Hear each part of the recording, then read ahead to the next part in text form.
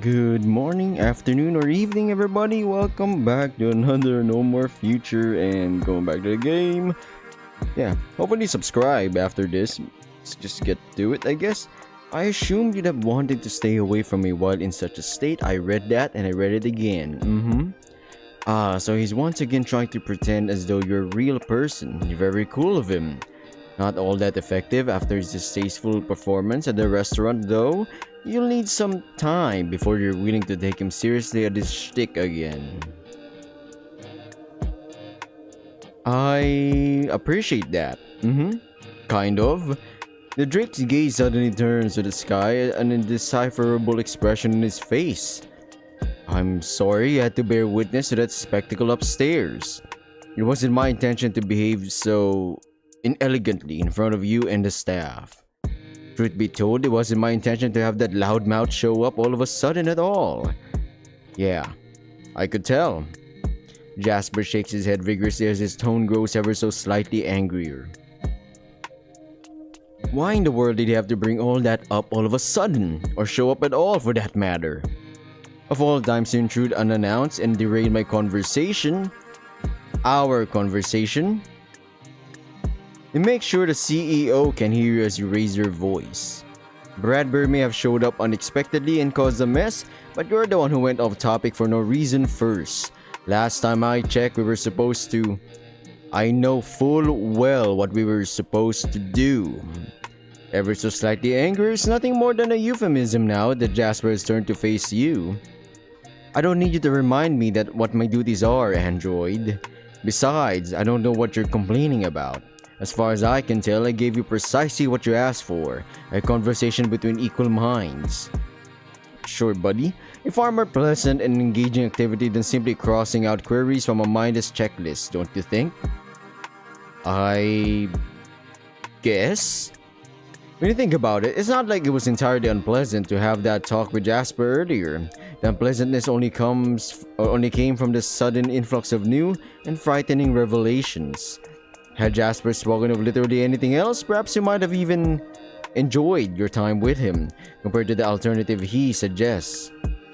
Even so, I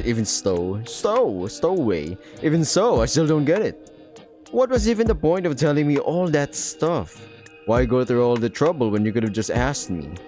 I don't know what I think of my situation and stuff.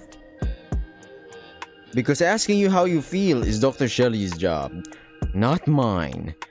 I'm a businessman, okay? Not some kind of make-believe psychiatrist. Rude, but just suppose you can see the logic in his assertion. Still, didn't the owner say?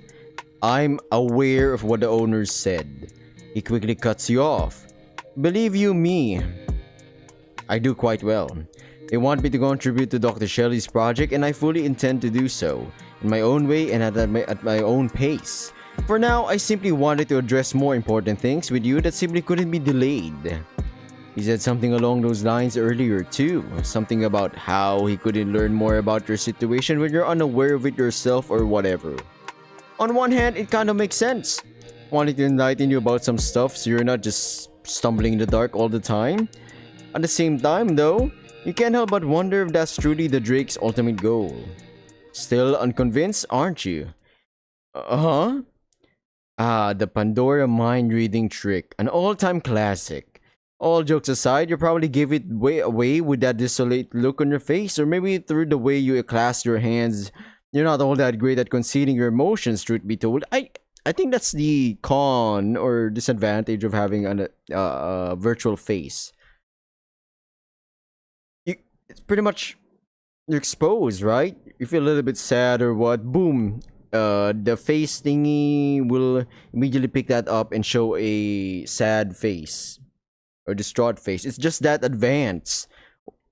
That's what I think, really. If it really bothers you so much, I'll try to be more engaging the next time we have a moment together.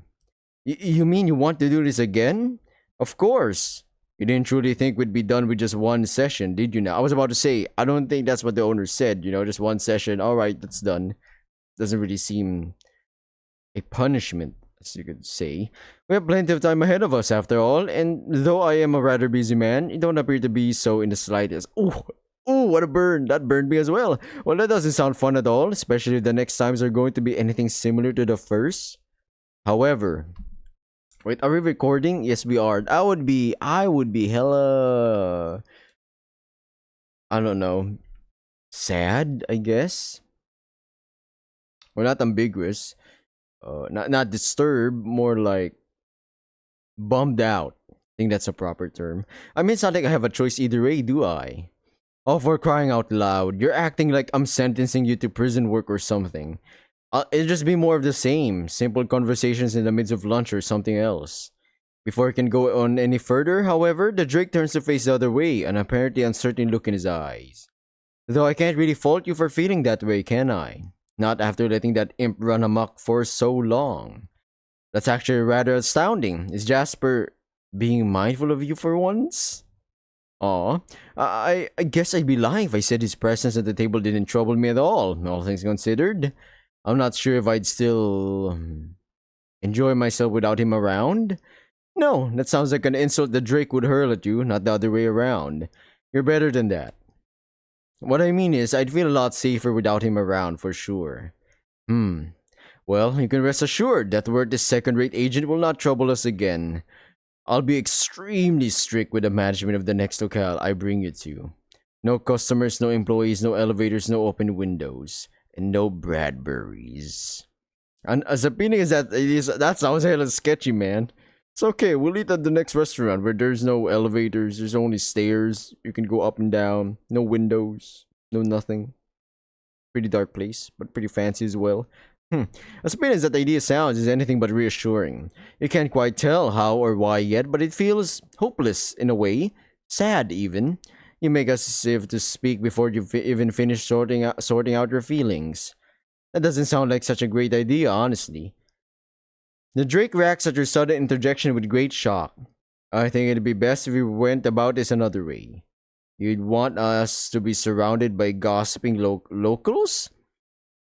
The sheer doubt in his tone almost has you reconsider your position by itself. Yeah, I think it'd be better that way. And what would that accomplish exactly? I thought you prefer being alone while we go about our business.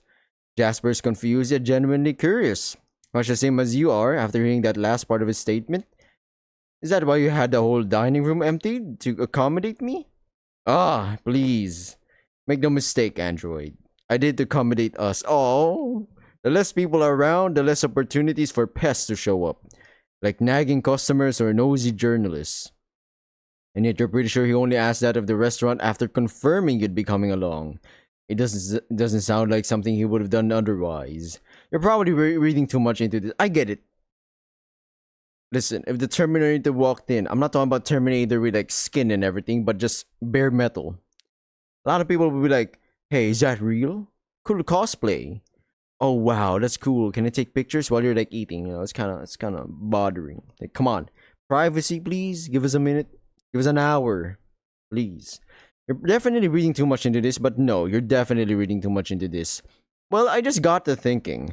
Both times I met him, Bradbury approached me in a secluded environment. Your observation is quick to get the gears in Jasper's head turning, but he allows you to finish before voicing his thoughts. The first time he showed up, it was in the middle of my apartment. Now he showed up in what was essentially a ghost restaurant. I think it's because he only wants to interrogate me in private or at least somewhere without many eyes on him. I see what you mean. And what do you suggest? We're gonna be eating at Macca's, Mike. We're gonna be eating at Macca's, Mike. How you doing? Oh, doing well. Any news? I suggest you go to the Dundee. I'm just kidding. And what do you suggest? Well, it's not a perfect plan, but maybe he won't show up if we surround ourselves with other people. A man like him would stand out amidst the crowd, after all, and I don't think he'd like that very much. I think so as well. FBI, head with FBI. People at those, they don't want to stand out. Even cops, they don't want to stand out. The higher your position, the more you want to be low-key. It might be a long shot, and it's bound to bring a whole slew of problems in its stead, but if there's any chance of getting rid of that jackass following you around everywhere, you'll happily take it. But there's more to it than that. Do you reckon you've had enough of hiding yourself from the world by now? Avoiding public transport unless absolutely necessary, avoiding journalists whenever they show up, and now dining in empty restaurants. This isn't how you're supposed to be living your life. Not alone, not afraid. Assuming this is even the time to be worrying about things like these after that end of the world discussion you just had? Well, your plan does rely on a rather big assumption, alright? Jasper's voice swiftly brings your mind back to his plane of reality, almost making you forget about everything you just wondered about. But I'm willing to take the risk if you insist. Alright. Alright, my man. Let me just check my audio settings if I properly check this out. Alright, different tracks. Good. Because if they were the same track, hard to like separate the desktop audio and the mic. But I'm willing to take the risk if you insist. I'll be sure to schedule our next appointment somewhere far more lively and hope things turn out better this way. Your musings are interrupted by the sound of a car pulling over near the two of you and one you recognize at that. Well, there's my ride. Ah, well. It was alright to dine with you, Isaac. Sans the end, obviously. Now, if you'll excuse me... Hold on, you're not thinking of leaving without me, are you? Of course. Frankly, we've spent more than enough time together for one day for my taste. I don't intend to sour my perception of you or vice versa by extending that time any further. I'm sure you share my thoughts on the matter. Oh, hell no. You're just looking for an excuse to ditch me.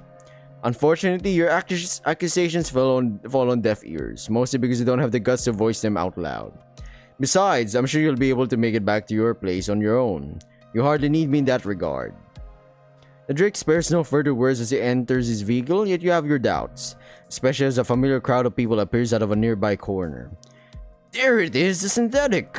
Mr. Synthetic, could you answer a few questions, please? It'll only take a moment of your time. A swarm of journalists mixed with common people encroaches on your position, mics and smartphones at the ready. The site is becoming more and more familiar with each passing day. You know, you said you didn't want to run from the news any longer just a few minutes ago, but who are you kidding? This is not the time to be dealing with these people. Not after everything you've been through in the last 30 minutes. You make as if to book it out of here, but a stern hand coming from within the limousine pinches your trousers. Oh, I changed my mind. Get in. You mean, alright. You hardly need convincing to step into the car and close the door behind you right as the relentless reporters reach your location. They keep shouting questions and prompts at you from outside as the vehicle returns to the road and speeds away, their pleas going unanswered for one more day. Inside the car, you turn to face the CEO turned savior. Aw, thanks. I mean it. Don't thank me yet. I only did this to stop you from blathering about what happened at the restaurant to the reporters. You need to go to the train station to get to your place, correct? I'll deliver you there personally, then you'll be on your own. Now leave me be. I could use some peace and quiet right now. I mean, touche, brother. Charming as usual indeed, yet more thoughtful and charitable than you gave him credit for. Evidently. Thanks. Your second round of apologies elicits an annoyed sigh from the Drake and he turns his gaze to avoid yours once more, suddenly looking rather uncomfortable. Feeling a little dejected, you take some time to reflect on your time with Jasper so far. You're still not sure what to think of this Drake, but you feel like you're slowly getting a better idea each day. He's still overtly hostile to you, more so than he's not, but he seems willing to improve provided you show him adequate reasons to do so, much like you are. Here's hoping that attitude is not just for show. The trip to the train station is just as slow and tedious as the one to the restaurant from earlier. The streets are a little less packed than they used to be a few hours ago, yet they're still quite time-consuming to navigate. The perks of living in a bustling metropolis, you suppose? Jasper's temporary silence allows you some time to look outside and enjoy your colorful surroundings in relative peace. The gaudy shopping districts soon fade out into housing neighborhoods which are just as lively as their inner city relatives. Perhaps a bit too lively if the Drake's endless sighing at queues of cars before you are anything to go by. Eventually, a peculiar melody breaks the silence in the car, emanating from within the reptile's pockets. Jasper reaches for the source and after some fiddling around, eventually pulls out a small phone. He opens it and presses it close to his right ear. What do you... The fierce shouting coming from the other end of the device is so loud that it startles even you, and you're sitting at another end of the vehicle. It takes a while for the Drake to recover from the sheer shock of that rambunctious voice, but he somehow manages to pull himself together eventually. For crying out loud, quiet down already, I can hear you just fine. Yet more shouting from the other end of the call. Kind of sounds like a woman's voice if you're not mistaken, and you only know of one lady who wouldn't be afraid of yelling at the dragon before you like that. If only you'd let me answer your bloody questions, okay? The voice pipes down just a tad, finally allowing Jasper a breather. The android is fine. He's with me right now. I decided to bring him to the train station by car so he can head home safely. His expression turns from annoyed to even more annoyed in an instant. What do you mean, why am I doing this? Isn't the answer as clear as day? After some more arguing, he eventually lets out a defeated sigh. You two really are idiots. Catch. With a speedy motion, the Drake throws the phone in your direction almost angrily. Though it's traveling faster than the car, you somehow manage to catch it before it can hit you square in the face. Probably courtesy of your synthetic reflexes or whatever Mary was going on about the other day. You deal with her. You deal with her. Oh, you deal with her. There we go. Good lord, what a fucking child.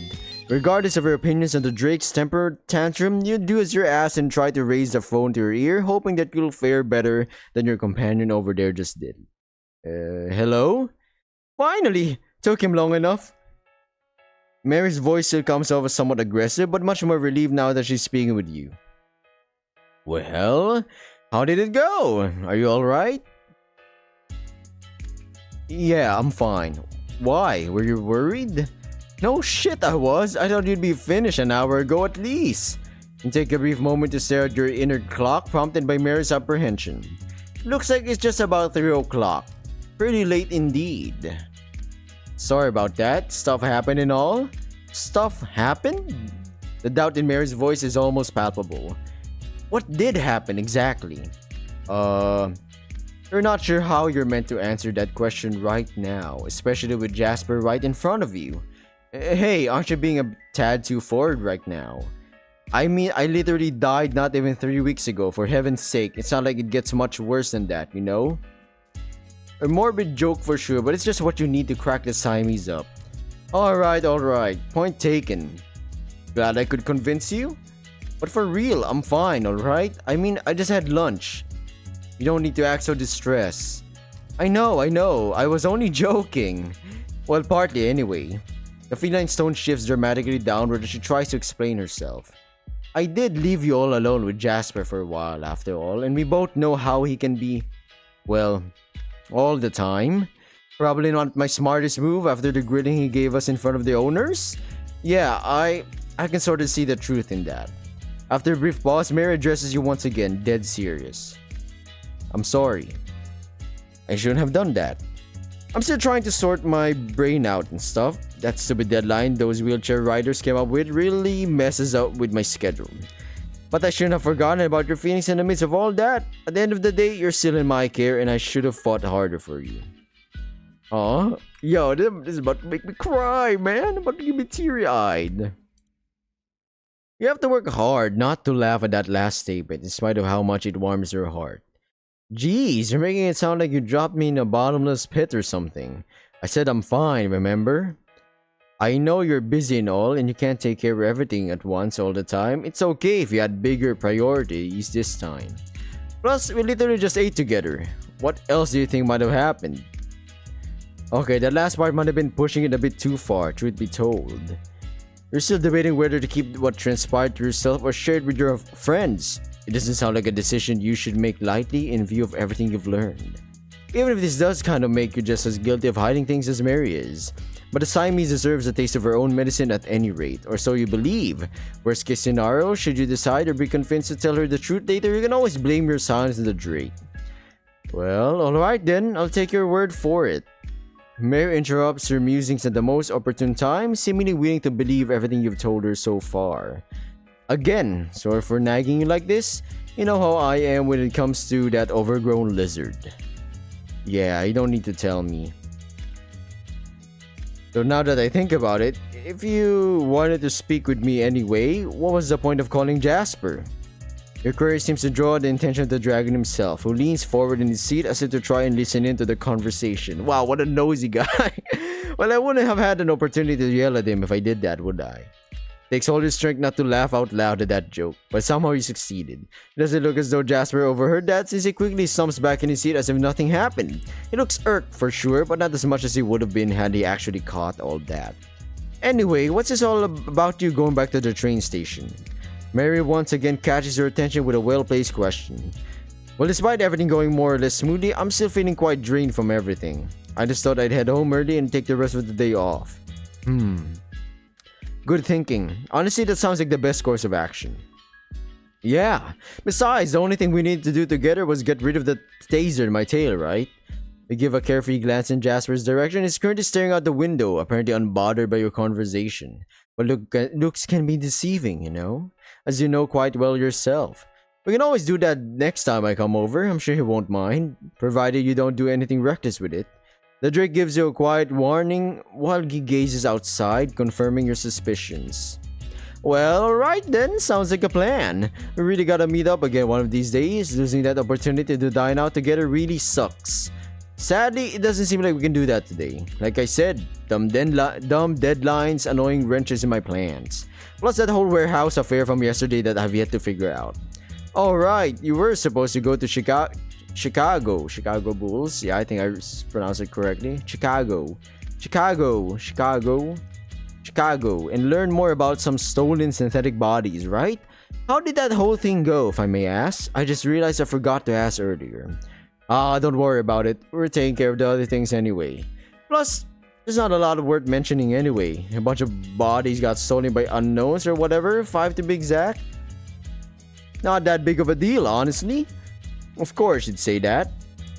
How is it not that big of a deal when you had 5 empty synthetics stolen from you exactly? Only now do you realize Jasper's turned his gaze to meet yours, seemingly displeased. Now that you think about it, you've been hogging his phone for quite a while now. He might be expecting you to give it back now that you've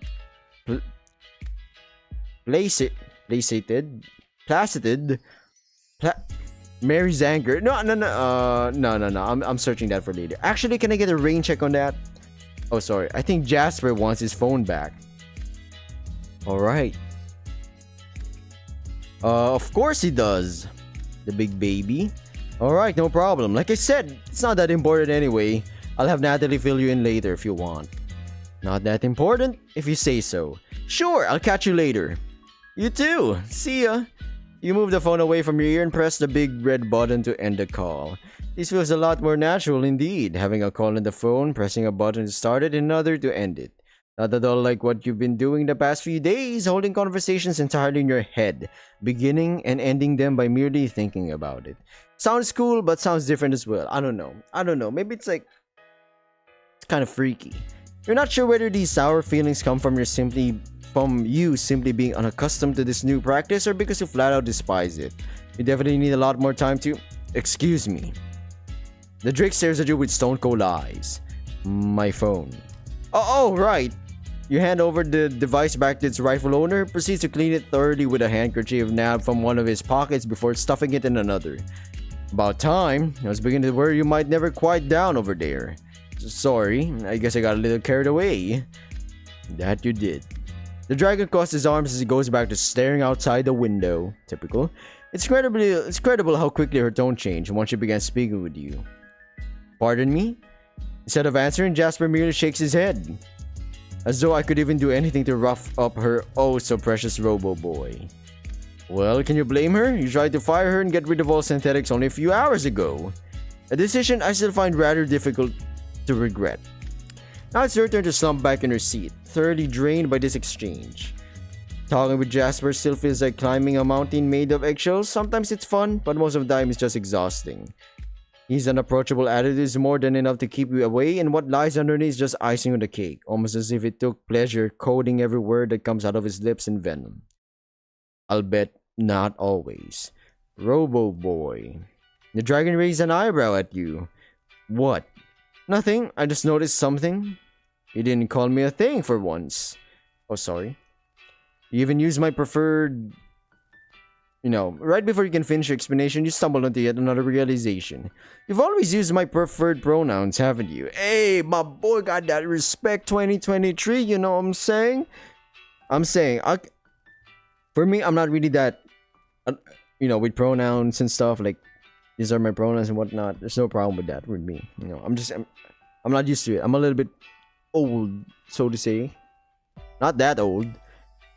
But for me, respect comes from I'm gonna give you a certain kind of level of respect. I'm not even gonna be groveling, worshiping you or whatnot, but respect in a way that I won't be rude to you. You won't be rude to me, but the moment you become rude to me, that level of respect goes a little bit down, up and down, depends on the person. I don't know if that comment down below, that's how you do. And Jasper's eyes squint so much they're practically not even visible anymore. Are you serious right now? What does that have to do with anything? It doesn't. I just appreciate it is all. Almost everyone I've met since I left Pandora always referred to me as an it. Even the owners did that earlier, and they're the ones funding the whole project.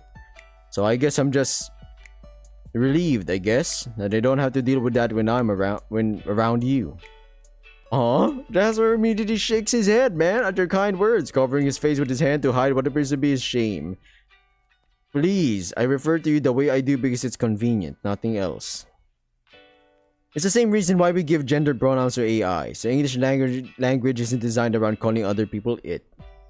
Oh my god, that's controversial, man. And though some people can somehow cope with it, I don't. And besides, just because I call my personal AI assistant Hippolyta doesn't mean people. Again, the face that Drake makes as you cheekily interrupt him is priceless. You called me a people just now, didn't you? The question is followed by an audible groan. If you don't drop this nonsensical discussion right now, I swear I'm going to kill you. Which would only be possible if I were For fuck's sake! Shut up, okay? Jasper's angry shouting potent enough to shake the whole car in its wake is there a sign to return to her quiet cackling in the corner of the vehicle. No wonder Mary loves doing this so much. It's exhilarating. But all jokes aside, it's probably best to don't push your luck any further. The CEO looks as tired as can be, and then there's no telling what could happen if you were to annoy him any further. Plus, you only got what you wanted from him, a moral victory. A nice argument he might ponder over in the knowledge that he's not 100% an a-hole. Only like 95%. That's me being humble. You eventually reach the train station, much to the Drake's relief. He practically kicks you out of the vehicle as you descend, glad that your time together for the day is at an end. He then quickly wishes you farewell as he closes the door behind him. You don't even have time to bid him the same before he's gone. But you can't say you don't deserve it after that last exchange between you two. Still, totally worth it though. The green Drake out of your mind for the time being, you make your way inside of the main building where a train awaits to bring you home, or will, give or take, a few minutes. Try to book a ticket on your own while you were with Jasper using the skills Natalie taught you the other day, only to find out that Mary had already bought one for you. Mary is like his mother, not gonna lie. It was nice of her. One more thing you ought to thank her for next time you meet her face to face. Before tearing her a new one for hiding all that stuff about Pandora from you. But this isn't the right time to think about stuff like that. You'll have to wait until you're on the train to properly unwind from everything that happened. Assuming Bradbury or some other jerk doesn't show up once again to make your day more miserable. More alert than ever, you make your way to the platform close to the entrance where your ride already eagerly awaits you. What eagerly might be a tad much, given the looks the passengers are already giving you as you approach. You make sure to avoid meeting anyone's gaze as you step closer, scanning the train to find the most empty carriage to get into. Normally, you wouldn't deliberately shun company this way, but right now you really need a moment or two to yourself to think everything through. However, just as you're about to step in, oh thank God, I thought it was gonna be Bradbury. I was like, don't do this to my boy Isaac, man. He's been through one hell of a day. Alright. Was that Daphne? It had to have been. You don't know of many other humans with noses who fit the description, or without noses. Well, you don't know any, really. Last you checked, she was looking for a replacement for a gaming console. She must have found one by now and is probably heading back home. You ponder whether you should try and catch up to her. On one hand, you could probably use a familiar company. But then again, you literally just said you'd rather stay alone. Besides, would she even want you to join her after the way things ended between you two earlier? It didn't exactly upset her or anything. You're pretty sure of that at least. But it seemed clear to you at the time that she also needs some time to... Hey! A friendly looking Labrador suddenly appears behind you, scaring you half to death. And it's face to face at that. Stop scaring me like that. Upon hearing you shouting, Natalie always freezes in place. Oh, sorry, I didn't read it. No way! I did it again? And I was trying so hard to approach you normally and everything. Honestly, I do that. Sleepy B or Sleepy does that. Sleepy does that. I somehow go... I'm like a ninja. Weirdly enough, I'm not even trying to be. I guess I don't have that presence, you know. A lot of people have that presence where like, oh, that's him. Noticeable guy, you know. Me? I can sneak up on people. Hell, I could be beside them, they wouldn't even know. They'd be like, hey, you're here, Sleepy. Oh, you're here. Wow, you're actually here. I didn't even notice. Maybe because I have that... I just go in one thing, you know. I don't have... My intent is just go to location A and B. If I have to go to school, that's it. What do I need to do today? That's it. I'm not here to socialize. If I do, I do. But if I don't, I don't. That's it. And I was trying so hard. Okay, I read it. A sigh escapes your lips as you fail to grasp how the canine has managed not to kill anyone with her shenanigans so far. If she keeps this up, she might end up in prison for real. I need a new heart at this rate. A new heart, rather. Sorry. In spite of her special way of greeting you, the sight of your friend Natalie is quite the welcome one, to be sure. If only a little strange. What are you doing here anyway? Not like I'm upset at seeing you or anything, but well, it's just strange is all. Oh, well, Mary told me you were headed home just now and all my work for the day has been taken care of, so I thought I'd come and say hi. I see? And this is where I end this video, everybody. I'm a little bit tired, but I'll be recording other stuff during this night. Yeah? That's why I'm cutting this short. Hopefully you like this video, you watch this to the end, or watch my other videos. I know you do. So thank you for that. I'm gonna try to cook something different, you know, variety stuff, and see where we go from there. Alright, bye, good luck.